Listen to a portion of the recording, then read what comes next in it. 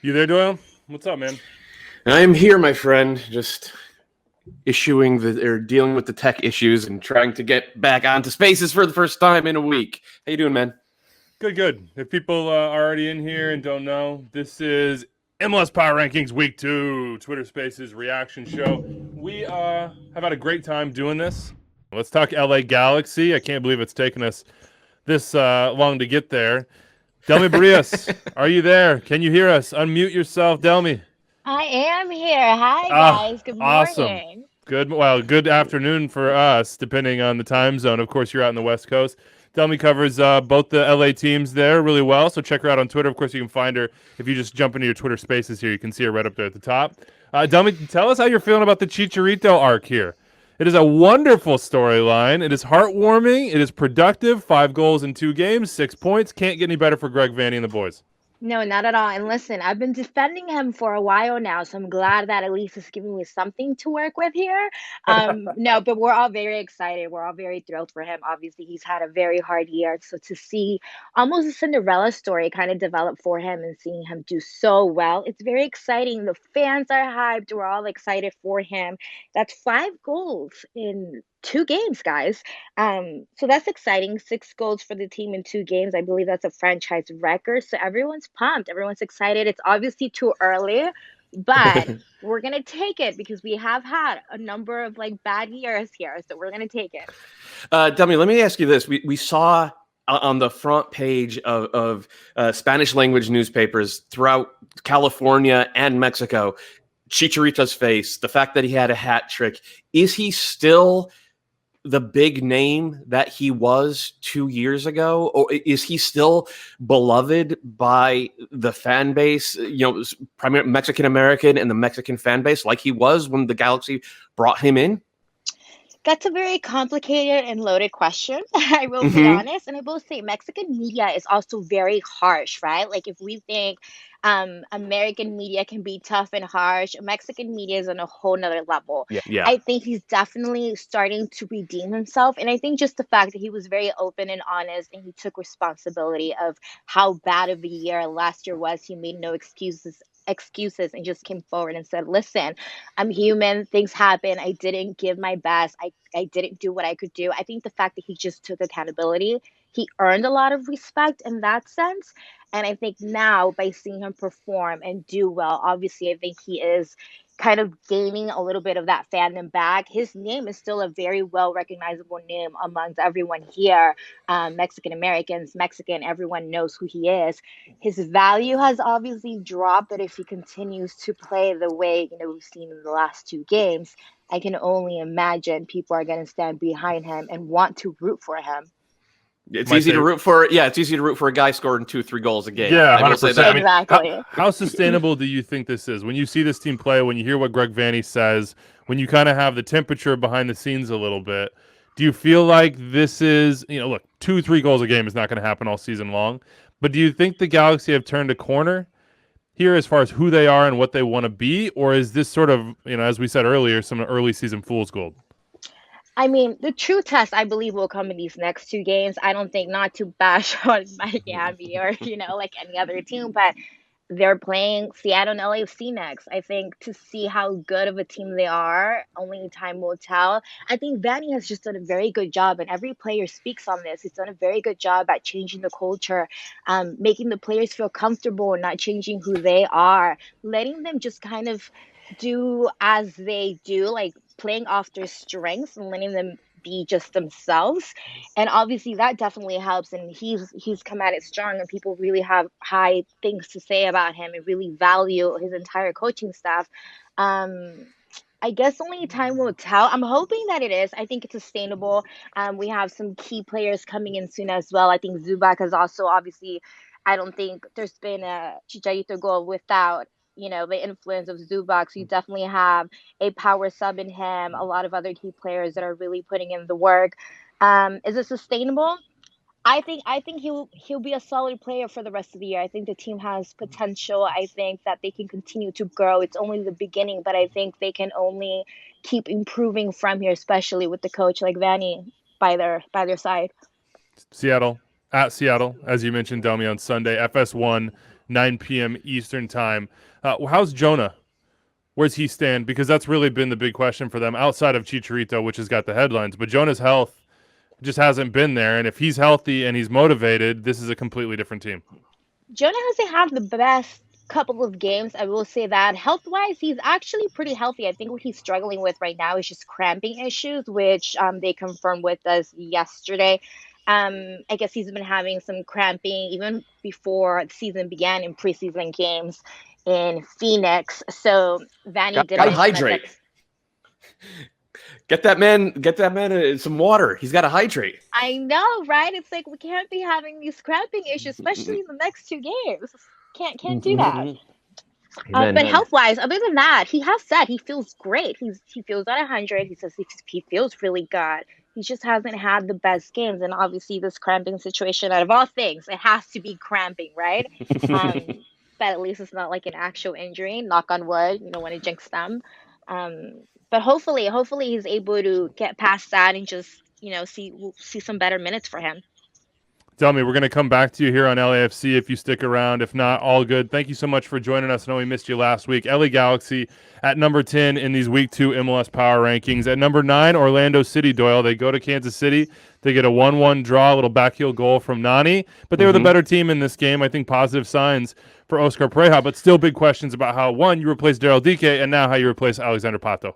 Yeah, those are huge questions. But my bigger question was, can they play good soccer from the jump this year in terms of using the ball and being a possession team and opening up defenses with their passing and their off the ball movement? Because that kind of went away for a good chunk of last year. Like Daryl Dike was an outlet for them, and he was a catalyst for their counterattack, which is basically how they had to play once João Moutinho went down. They were able to kind of answer that question for me in this game. They played really good soccer despite no João Moutinho, despite no Uri Rosell in central midfield. This was a good game from Orlando, and Jegson Mendes in particular looks like he's leveled up. Antonio Carlos is still awesome back there. So I might have underrated this Orlando City team going into the season. I know they only have 2 points from 2 games, but I like what I saw from this team. Orlando City, excuse me, this weekend, just checking to make sure. That's what I thought. I think they're hosting Cincinnati, so you're probably looking this weekend at 3 points. Sorry, Cincinnati fans, but let's just be real now. That's not how MLS works. I said you're probably looking at 3 points. I do think that's how MLS works. If Cincinnati's on the road, it's probably 3 points for the home team, but you got to do it. That's actually very fair. Yeah. We'll see. 7:30 p.m. Eastern, MLS Live on ESPN Plus. The team that they drew with is at 8. Sporting Kansas City. They're still working back, Doyle.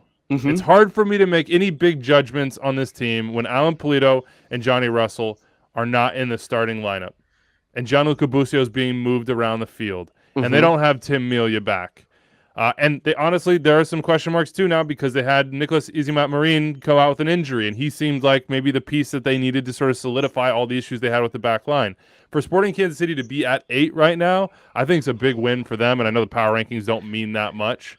But there are signs that when they get the players back that make them an upper echelon team, that they'll be able to do that. And that's largely because the back line looks at least more organized. It does. It looks more stout, I think, in large part thanks to Remy Walter, the new defensive midfielder they brought in, and Izimat-Marin. Now, the extent of his injury, I don't know.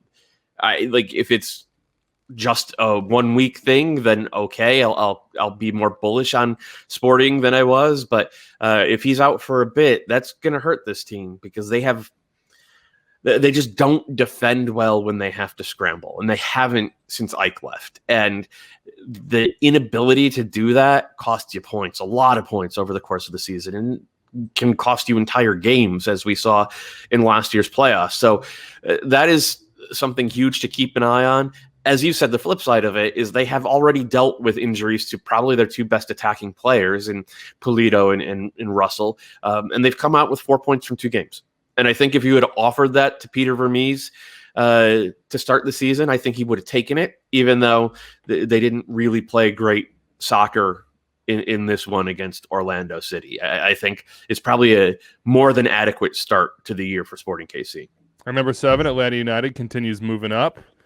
They have a big game coming up tonight against the Philadelphia Union, 8 p.m. Eastern on FS1 Turien. That's in CCL play. They knocked off, got a big win this weekend themselves in MLS.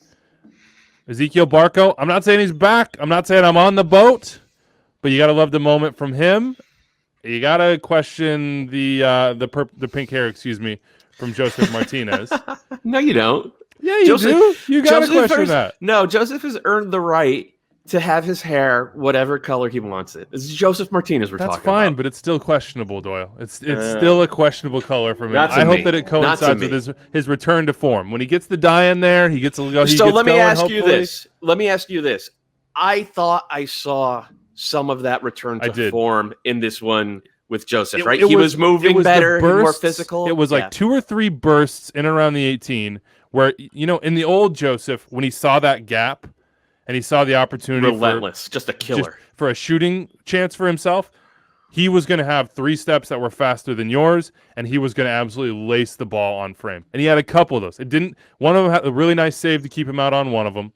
But that's encouraging. That's encouraging. Those little moments of confidence to not think about it, to do it, and then to have his body do what his brain tells him that he can do. And if he comes back, that changes everything. Because I don't think that they have an attacker outside of Joseph right now that is, no offense to Barco or Moreno, truly dynamic on their own. No. They need the foil that Joseph provides, I believe, to be at their best self and to distract defenses from and to open up space, to open up opportunities that are not going to be there if it's just Barco on the ball driving aimlessly. So I would actually I agree with the overall point. I just disagree with the framing. I think Barco is dynamic on his own. What Barco has yet to do, and Jurgen Damm, same thing, is use that individual dynamism to enhance the team as a whole. Like they're so individualistic, and Barco. But Barco's got the like Darlington Nagbe heat map to him. Yeah, you know what I mean? Where it's like he's amazing on the ball. That transition phase, midfield area, you're like, oh my god, this guy's running away from people. Look at the space he's getting into. Where he's going, there's going to be opportunity for a final pass or for him to take it on himself, and then you're like, wait, he got there, and what happened? Right. The other team's going the other way now. Right, and I think that is hopefully where Joseph can help. It's traditionally where he's helped. His movement and his gravity off the ball opens up spaces and creates such obvious passing lanes for his attacking midfielders that it elevates the whole team, much in the way that we're seeing Chicharito elevate the rest of that Galaxy team early in this season. Joseph has been that type of player in MLS. If he can be that type of player again sooner rather than later, it is going to propel this attack as a whole forward. And I thought, look, the attack was really good based upon their previous baseline this past weekend against Chicago. The caveat is it was against Chicago. We're going to see them tonight against a much better Philadelphia side. I think Philly are the favorites in this game, in this series, but it's not by a mile. And if Joseph plays 65 minutes in this first one and looks like the Joseph that we saw this weekend, then the gap is going to get real narrow. We're going to have an MLS team in the CONCACAF Champions League semifinals. That is guaranteed. It's going to be Atlanta or Philly, and then maybe we'll have some others join them. 2 games tonight, 2 games on Wednesday night. FS1 Turien, I believe the Crew Monterey game's on FS2 on Wednesday. Check that out. Tonight it's at 8 p.m. is when the action starts. Toronto and Cruz Azul will finish up the night. Mo, I think you jumped in here, so we'll hit the rewind button just for a second to preview this Philly-Atlanta game in CCL. Are you there, man? Yeah, I'm here, bro. How you guys doing? Good. You getting demerits from the professor here, or is class over? Nah, I jumped out of there, man. It was dragging on a little bit too long, so I got out of there. Oh boy, he's almost done. He's almost done with that degree, so he's almost there. Tell us about this matchup, and also tell us about the new job with Atlanta, man. Yeah, it's exciting. I mean, to have the first game be at home and 20,000 fans, and you know what that stadium's like, and 20,000 fans feels like 50,000 fans in there with the dome closed. You score some exciting goals. Barco's goal, I mean, set the place on fire. And then Joseph comes into the game and the crowd goes crazy again. So to be in that atmosphere and to soak all that in after the year that we've all endured was amazing, right? To kind of just get back to being in that kind of environment, seeing fans and just soaking up all that. It was a great start for myself personally, but then for the team as well. I think it was a good result that they needed. Barco's performance I thought was impressive for a few different reasons. I thought the goal, of course, stood out, but overall, I thought he had more influence in that game. Can he still be better in the final third? Yeah, I agree with that. I think I heard Doyle, or maybe it was you, Weeby, I don't know, referring to that. I agree with that. I think that's still the challenge for himself and for all the attacking pieces that they have. I think against Chicago, they did a better job of being dangerous in the final third, getting more numbers in the box, committing more numbers. The way that they play so expansive, it created like a lot of pockets of space for Hyndman and Barco to operate in, and I thought they did a good job of that. But the matchup, it's intriguing, man, because Philly plays with that diamond, and with that diamond, and so playing in that diamond, and then Atlanta playing such an expansive game where they try to get width and create pockets of space in that midfield, it's going to stretch that Philly diamond. And then Philly's a team that likes to play in transition, and with Atlanta committing numbers forward, there's going to be a lot of onus and responsibility placed on Sosa's shoulders to put out fires. I thought Miles Robinson and Antoine Walks did a hell of a job doing a lot of 1v1 defending. The goal they conceded, I thought, was a little bit soft, and they should have most definitely they should have dealt with that better. But overall, the way that they play, they're going to be tasked to do a lot of 1v1 defending and just having to own that. And I thought they did a good job against Chicago in doing that. And it's going to be even more responsibility on them against Philly, because whether it's Fontana or Santos playing alongside Shabilko, in transition is where Philly can really be dangerous. And so when they start committing numbers forwards and they get their fullbacks up in the attack, whether it's Wagner or Mbaizo, there's going to be a lot of 1v1 defending, and it's going to be important that Sosa has a big game as well as the two center backs. What have you seen from Sosa? Because Jim Curtin came out before this game and said Santiago Sosa is one of the most impressive signings he's seen this offseason. When you have two players like Hyndman and Barco playing in front of you, you have to be a little bit more disciplined. You give them the freedom to go and find the game, Barco especially. Hyndman, I think, will hedge a little bit more on the cautious side out of those two players. But even in that system, you want him to go and find the game a little bit more. So that puts even more responsibility on Sosa to be tactically aware, to maintain that level of protection in front of the back four, but still support in the attack. I think he's done a good job of that, being a safety valve, but also bringing that level of bite to his game, right? He doesn't shy away from tackles. He's combative, but also has this feeling of composure about his game where he just kind of slows things down. He's not afraid to take the sting out of the game, but at the same time, he can spark the attack and then spark the transition. So I'm along with Jim, and I think most people who have watched him play so far have been really impressed. And I think he's a much needed addition to this Atlanta. I think one of the biggest questions people were always asking is how are they going to replace Darlington? And I don't think you replace him like for like, right? Darlington's a unique player with a unique skill set. So Sosa's not coming in and filling that role at all. I don't think they're nowhere in my mind. I don't think they're similar players, and I don't think anyone's expecting them to be similar players. But I think Sosa's role allows guys like Barco and Hyndman to go have a little bit more freedom and try to be more impactful in the final third.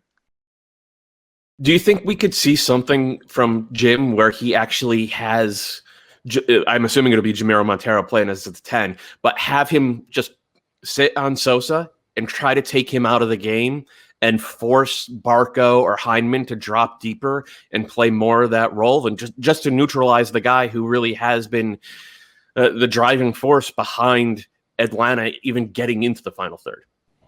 Yeah, I mean, that's an interesting tactic, Doyle. I think because even when I watched that Chicago game, right, as I went into that game and I was anticipating having Sosa or seeing Sosa be, super influential in terms of getting on the ball a ton and really being the catalyst for them as he was in the previous 3 games, excuse me. But, it wasn't, I don't think that was the case. And it was, for me, I think that's something that's special about his role and their team. Another thing that I noticed about them was they showed more variety in their play. Right, they showed a level of being able to get forward quickly in transition, which we've kind of associated with Atlanta for the past few years that they've been in existence, where they can attack quickly. They're dynamic, they're fun, they're high pressure, high high energy. But then in this game, they also showed a level of balance and composure to keep possession and maintain possession. I say all that to say that I don't think his impact in terms of getting on the ball as much and being a distributor was as influential in the last game, but it wasn't needed. But I think his positioning for Did we just lose? Deeper to your point, it creates space for other guys. Sorry, my Yeah, you're back. Yep. I was going to say that his positioning in that game, whether he's dropping and splitting the center backs or just drawing players out of the equation. So if Montero does go and occupy him, I think that could play into their hands, because then it just creates even more pockets of space for Barco to get on the ball or for Hyman to get on the ball. So it's going to be a nice little chess match. I'm excited to see how it plays out, because I think both teams play in a system and a style that kind of lends itself to each other, if that makes sense. So the strengths that Atlanta have also are areas that are weaknesses for Philly, and vice versa. That, Philly's a team that likes to play in transition, and Atlanta's a team that's expansive, and sometimes it looks like 5-5, their formation, right? With the 5 attacking players, Sosa in the back 4. So it makes for a really exciting matchup. I'm hoping you guys don't ask me to predict a winner in this one, but yeah. I heard him on your lap, man. Bryson's just waiting for me to get off the phone. He's just slapping my hand, trying to slap the phone out of my hand. So, yeah.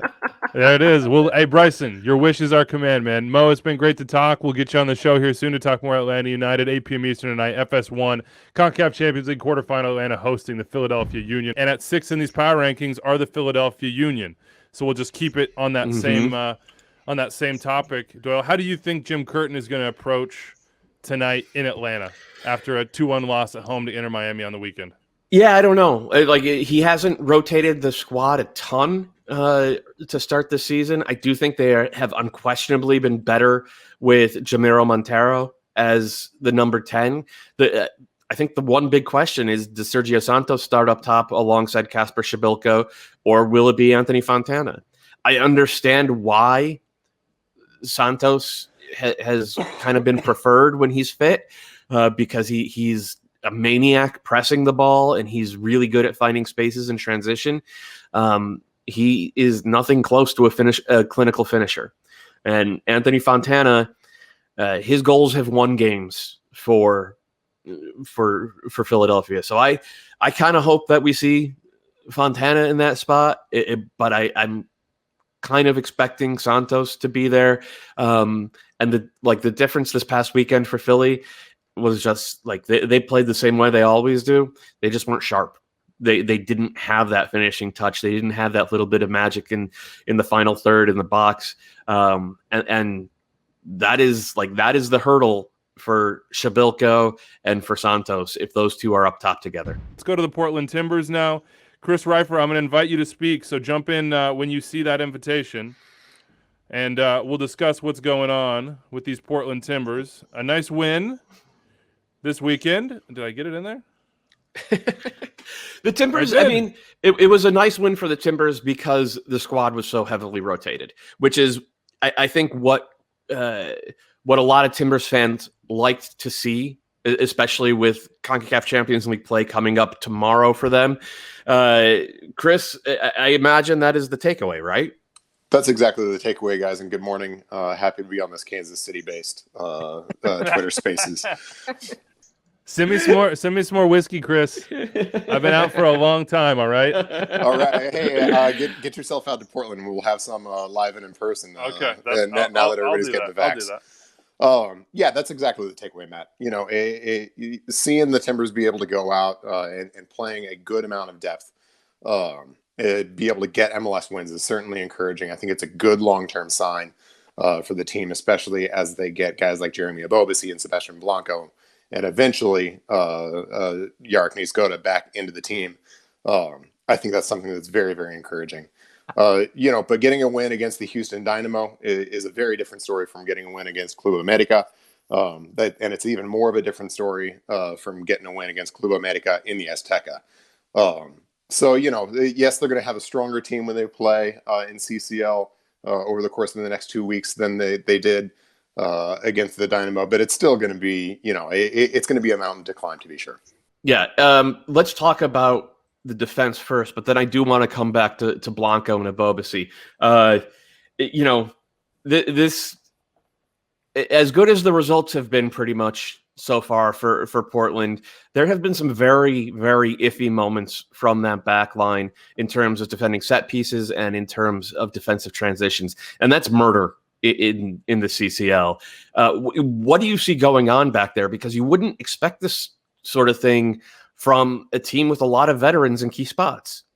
Look, set pieces has been a problem pretty consistently over the course of the last few years, and I think it's a difficult one from the outside to put a finger on. But I think that's a huge, huge issue going into CCL. This is going to be a series in which the Timbers are going to have to sit back a little bit more and keep their lines a little bit more organized, which is why I think maybe the transitional issue is going to be slightly less of an issue against Club America than perhaps it is in other matchups. But you can't sit back and you can't absorb pressure if you can't defend set pieces, right? Because you're going to give up corner kicks. You're going to give up free kicks. That's inevitable. And if you're conceding once or twice a game on those kinds of situations, that's a deal breaker.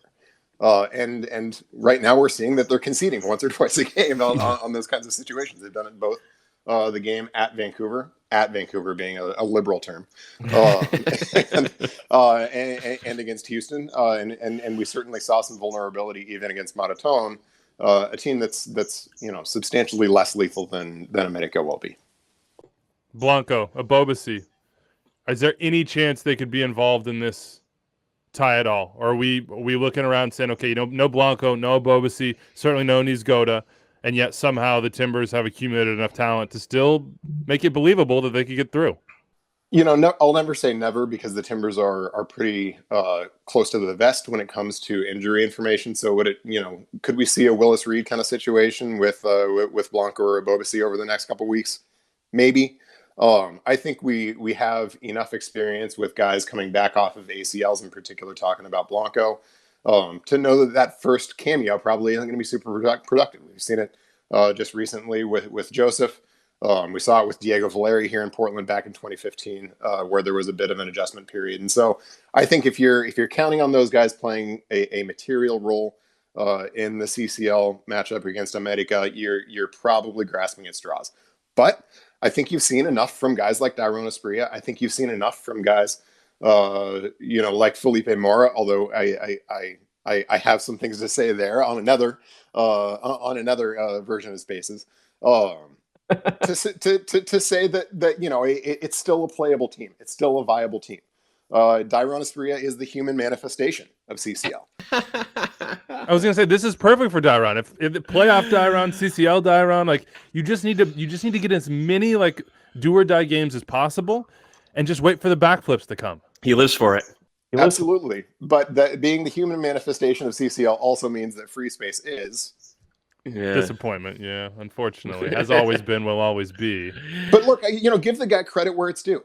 He's been, by and large, pretty good. I think they've done a really good job of getting him into a role in Gio Savarese's sort of more direct system that plays to his strengths. He was always really tied up when Caleb Porter and his system tried to play through him a bit more, because it's just not his game. Combining is not what he does. Sort of the speed of those actions is not what Asprilla does. But getting him behind, sort of leaking into the box, providing a target on set pieces, and providing a threat at the back post is something that he's a bit more set up to do. And I think they've done a good job of getting Asprilla into those places where he can be effective. And so going forward, is Asprilla a meaningful piece for the Timbers? Yeah, I think in the immediate future, absolutely. Tell me a scoreline for Wednesday night. America, Portland Timbers. What do you got, man? You're killing me. This is the first time you're having me on this thing, and you're going to make me give you a scoreline for a CCL game. Oh, this is hazing. Yeah, but there's no pressure. There's no pressure. You could say like 12-1, and people would be like, oh yeah, maybe. Who knows? I'll say 2-2 draw. I think the Timbers are going to be able to nick a couple, but I just don't trust their ability to defend set pieces to keep it clean enough to put themselves into a good position going into the Azteca.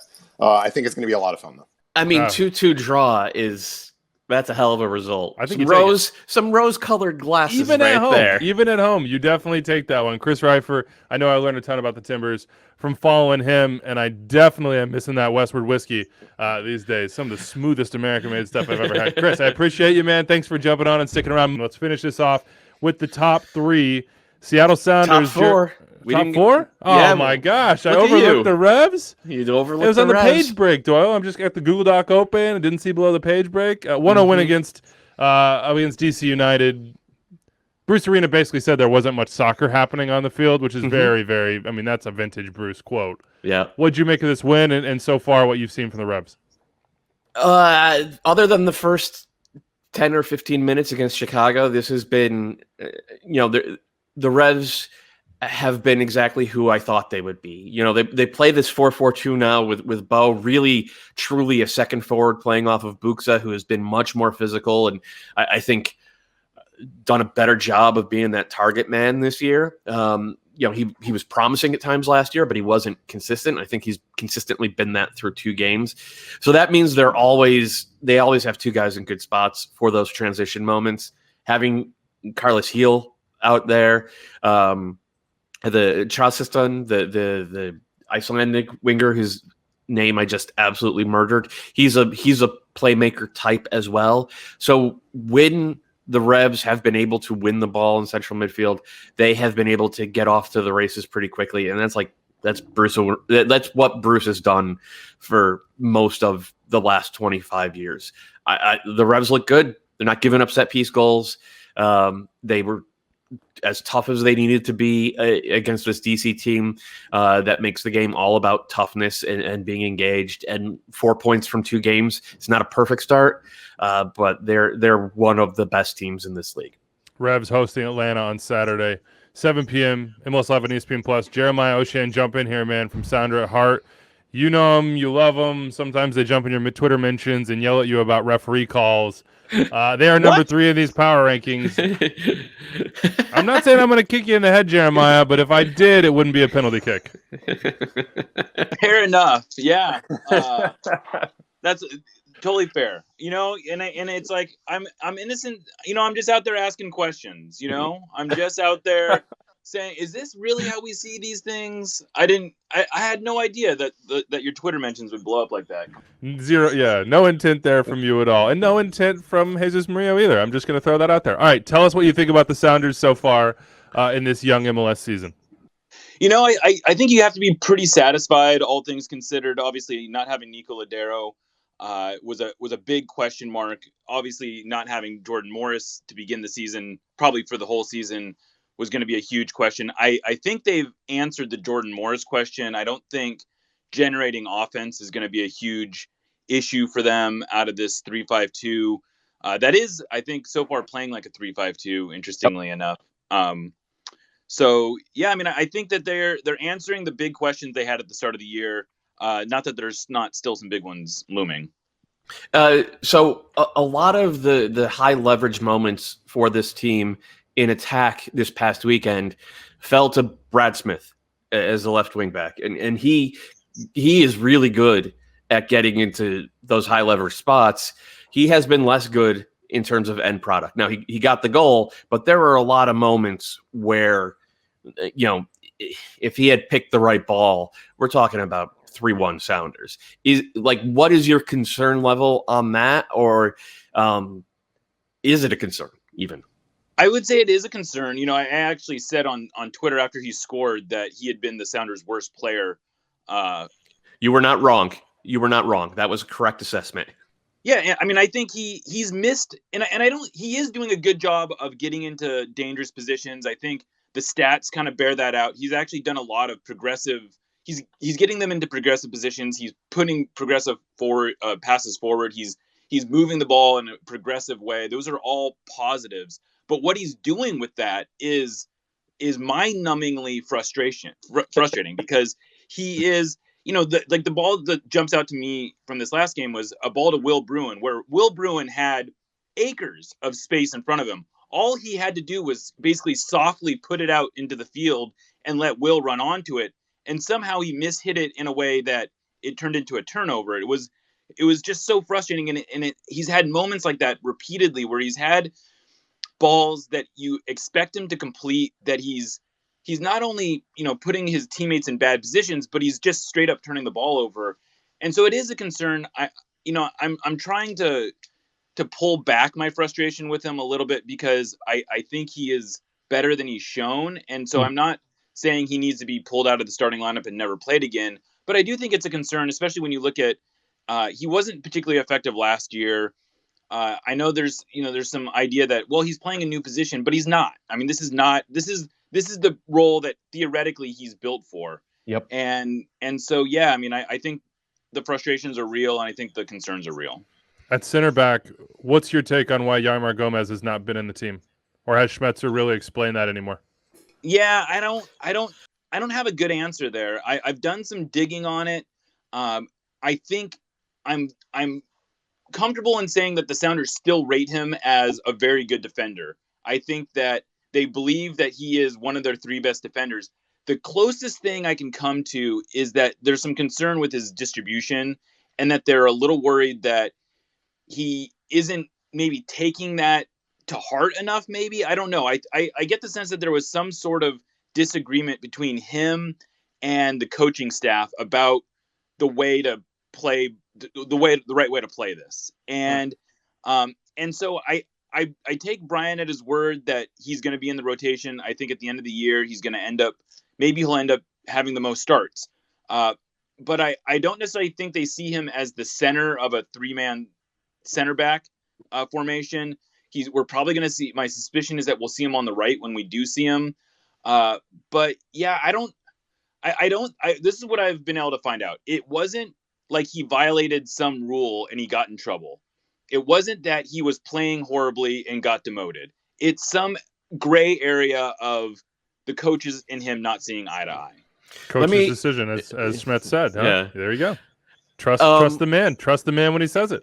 Any concerns with regard to distribution from that back line, somewhat like allayed by the rise of Josh Atencio as a defensive midfielder. His ability to find space and get on the ball and then pick the right pass has been one of the revelations of the young season, not just for the Sounders, but on a league-wide level. Did anybody see this coming so quickly and so emphatically early in this 2021 season? I mean, I'm sure like Wade Weber would have told you that, yes, I saw this coming, because he actually coached him a lot. Like, he worked with him through the academy and at the Defiance. Mm-hmm. And so there are people in the organization who probably said, yeah, they saw this coming. But I don't know that any of us, especially those of us who covered the team and don't work for the team last year, he played 18 minutes, I think. And that's, at least at the MLS, like, he may have had a start. He may have started the early Tacoma Defiance game. I actually don't remember. But everything that he did last year was behind closed doors. And it was interesting. I interviewed him last week. I asked him if he felt like it was a lost year, and he really felt that it was the total opposite, that in some ways he felt like he grew more because he was just focused on training, because he was just focused on kind of soaking up all that stuff. There wasn't a lot of pressure for him to produce. There was no pressure for him to produce. And so he felt like he actually grew a lot last year, and it put him in a position to succeed this year. It's certainly beyond my expectations. I thought he would potentially get some playing time early on, especially with Ladero out, but I did not expect him to be this polished. I didn't expect him to be this confident on the ball. I didn't expect him to be this effective defensively. I mean, he looks like a player who is either going to have a very long MLS career or is going to end up going to Europe in a few years. Yep. Last one for you, Jeremiah. There were some questions before this season about what reasonable expectations were for this Sounders team, and their expectations have always been, at least in the Garth Lagerwey era, and really before that, to go and try to win MLS Cup. How have expectations, at least in your mind, changed after these first 2 weeks?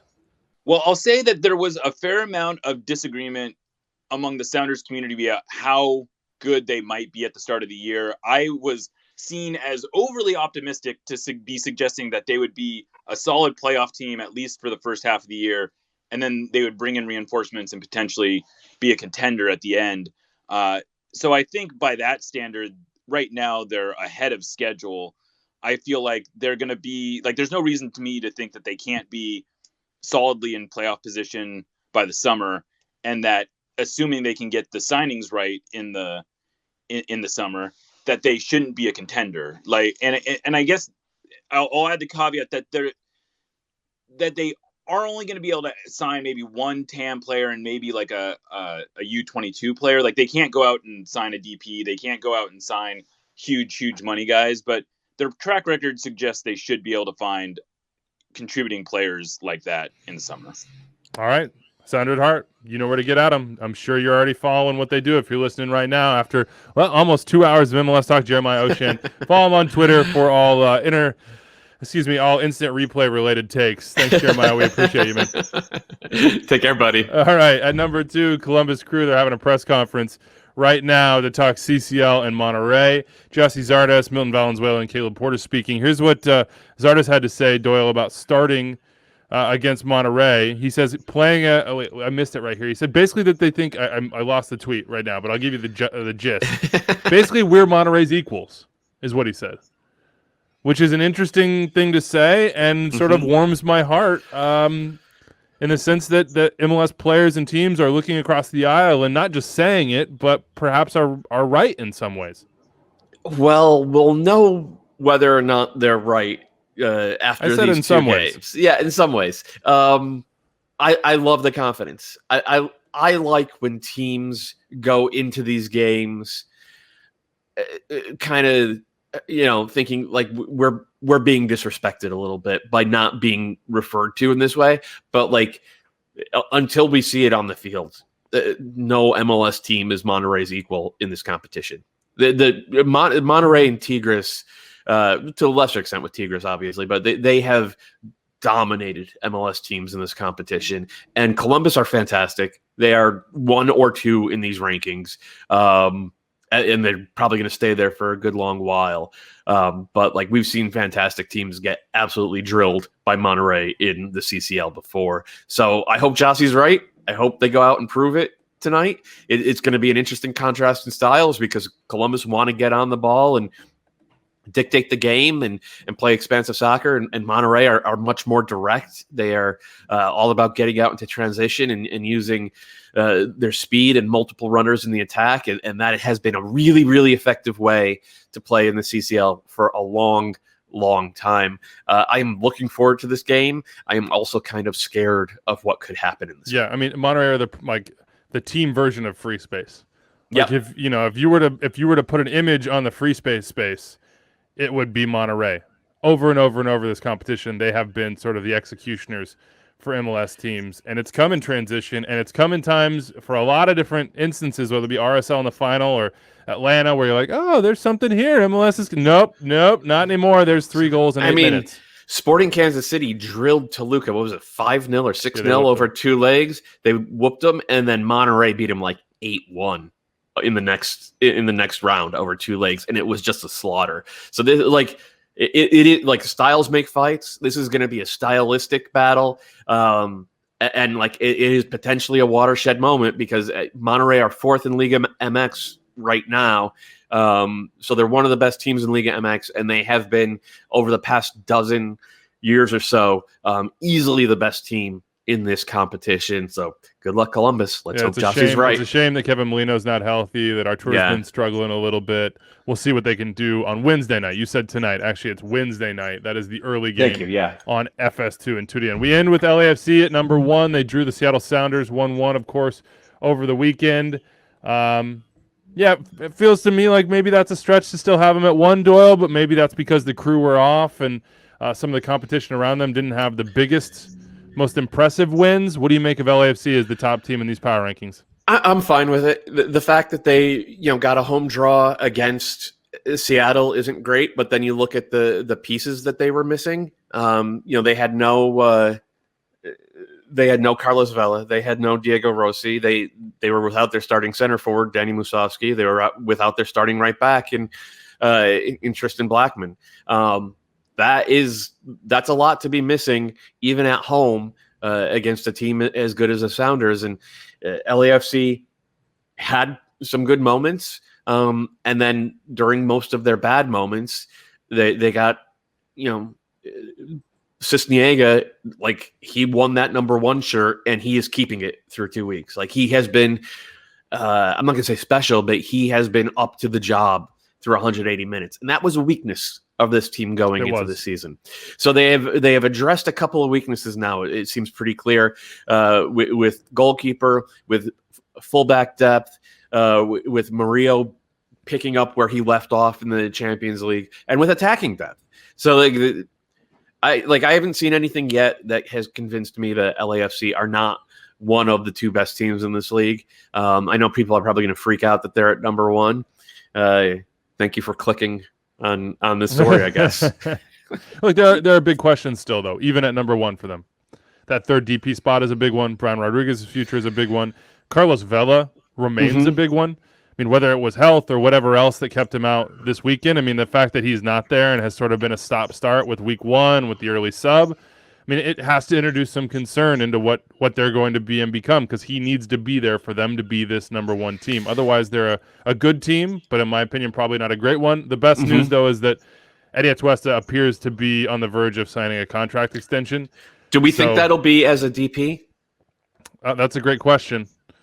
You would think that he would be asking for that. I know that I would be if I would Edward Atuesta. I mean, he's my favorite player in the league to watch, and they were helpless without him last year. Like, he is unquestionably a DP caliber midfielder in this league. Maybe that's the leverage you need to then sell him if that is indeed the plan. We shall see with LAFC, but those are the power rankings for MLS Week 2. CONCACAF Champions League going down tonight. 2 games on FS1 if you're in the U.S. If you're going to watch them in Spanish on TUDN. We'll see, man. We know one MLS team's going through the semifinals. That's because 2 MLS teams play tonight, Atlanta and Philly. But the rest of it is a big question mark, hoping for minimal free space, but we shall see. Go check out MLSsoccer.com for the power rankings. Subscribe to Extra Time twice a week, Mondays and Thursdays. We've got everything you need to know around Major League Soccer. We have an extra Don't forget the call up. The call up. Yep. I was going to get there. I would say the extra pod this week is Club and Country, and you can always listen to the call up as well. They have Johnny Russell of Sporting Kansas City this week. He's the captain now of Kansas City. I don't know if you'll be able to understand a word he says in there with the Scottish brogue, but we're going to give it a try anyway. Thanks for hanging out with us, everybody. We'll be back here every single Tuesday at 11 a.m. Eastern. Enjoy your day.